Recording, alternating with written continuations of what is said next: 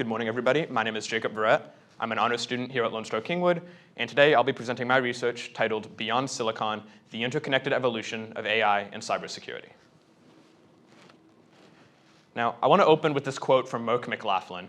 Artificial intelligence and cybersecurity are inseparable. Without AI, cybersecurity is impossible to scale, and without cybersecurity, AI will never achieve its full potential. And these are the words that ultimately inspired my research question, being, how has reciprocal innovation driven the interdependent evolution of AI and cybersecurity from the mid-20th century to today, and what are the associated benefits, challenges, and ethical considerations?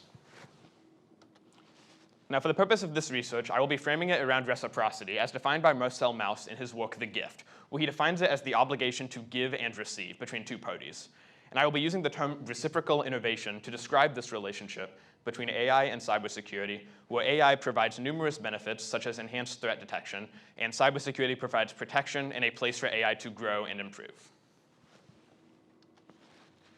To highlight a few of my key sources for this research, first, the University of West Florida and their research on the benefits of AI being utilized in cybersecurity.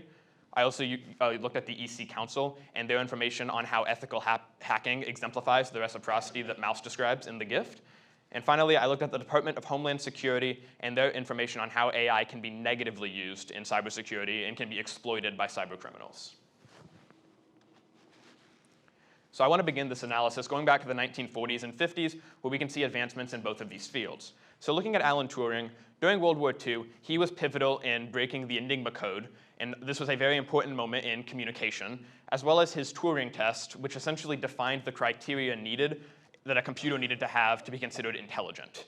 We can also look at John von Neumann in the 1950s and his idea of a learning machine, which essentially was just a device that would grow and improve over time from given data, similar to what we see today with many AI-based systems.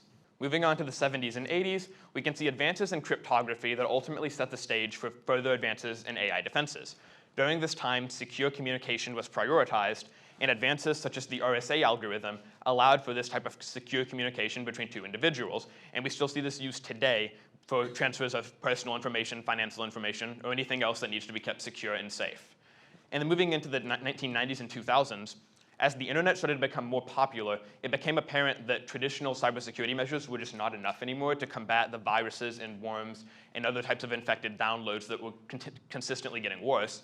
And it became clear that new defenses needed to be invented and worked on to combat these this cybercrime. Now let's go ahead and explore some of the benefits of AI and cybersecurity. So there are many of them, but I just want to highlight a few of them today. The first being faster response times. Obviously, an AI-based system can be constantly running at all times and can respond to a threat pretty much immediately, whereas a human would need to be monitoring a system to take the appropriate action. We can also look at, leading right into the next benefit, proactive threat detection. Whereas humans are generally more reactive in their strategies, an AI-based system can proactively identify potential threats and take action before the threat even actually happens. And finally, perhaps the most important benefit is continuous learning and adaptation. AI-based systems are constantly learning, and every time they would perceive a threat, they would learn from it, and leading to an increased reaction time the next time that this threat was perceived, and better response action taken against it. Now, I want to go ahead and explore an example of reciprocity in action, or an example showing Mauss's idea of reciprocal exchange. Now, typically when people think of hacking, they think of it negatively as cybercriminals exploiting weak security systems, databases, or whatever that may be. But I want to go ahead and present two different types of hackers that I'll be looking at, black hat hackers and white hat hackers. Now, black hat hackers are these cybercriminals that many people think of, and they are the ones who maliciously attack security systems, whether for personal or financial gain. And white hat hackers, or ethical hackers, are essentially just hackers who are paid by organizations to conduct legal testing of security systems to search for vulnerabilities or other weaknesses. And this obviously exemplifies Mauss's idea of reciprocal exchange, because these ethical hackers are paid and legally allowed to practice their hacking skills, and in return, they provide information back to these organizations on weaknesses in their security systems so that a malicious black hat hacker does not come behind them and try to exploit it.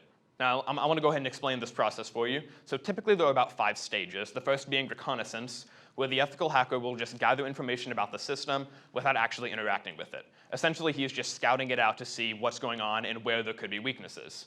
Leading into phase 2, which would be scanning, he will detect these weaknesses and then begin looking for ways to break into the system and exploit the weaknesses. Leading into stage 3, he will obviously exploit the weaknesses, whether by password cracking or some other method that these hackers use to break into systems.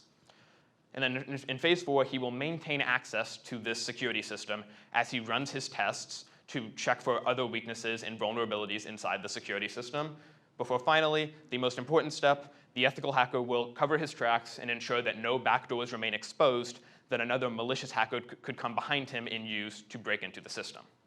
And then obviously he will report all the data that he gets back to the organization, finishing this exchange or cycle. Now, with any analysis such as this, it's also important to address the potential misuse of AI.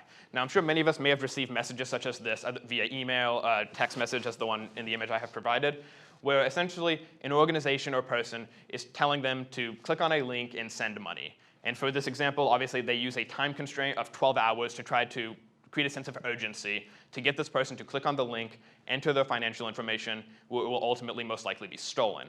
And obviously these phishing attempts can be made worse by AI, creating more personalized attempts that are easier to fall for and obviously lose money over. And in the words of former FBI Special Agent in Charge Robert Tripp, as technology continues to evolve, so do cybercriminals' tactics. Attackers are leveraging AI to craft highly convincing voice or video messages and emails to enable fraud schemes against businesses and individuals alike. Now, I want to go ahead and explore one of these fraud schemes. So I want to first give you the definition of a deepfake, or extremely realistic media, photos, or videos created entirely by AI. And as we can see from the image that I have in the bottom left of the screen, it can be very difficult to tell the true image from the AI-generated image, especially when you don't have a side-by-side comparison as seen there. And then to explain how this can be devastating to a company, we can look at the engineering group ARUP and how they lost $25 million after an employee was tricked by a digital clone of the CFO. Essentially what happened was this employee was in a video call with one of his bosses, and ultimately this entire call, the video and the audio, was a deepfake created entirely by AI, and this employee transferred $25 million after his boss essentially told him to. However, it was completely fake, as I said before, and ultimately he was tricked and lost $25 million to this extremely sophisticated cybercrime. Now, what conclusions can we draw from this? Well, clearly AI and cybersecurity are not evolving in isolation. We can see this cycle of innovation driven by reciprocity and this relationship shared between these two technological fields. And it's important that we see this cycle continue in order for a secure and ethical digital future. Future research could explore how Marcel Mauss's theory of reciprocity could maybe be applied to other technological relationships, whereas traditionally it is looked at in human relationships, as well as how can AI be used to counter cybercrime, such as deepfakes and other forms of manipulation. Obviously, AI causes these issues, but can it be used effectively to counter them and identify these types of deepfakes? This is my works cited. Thank you.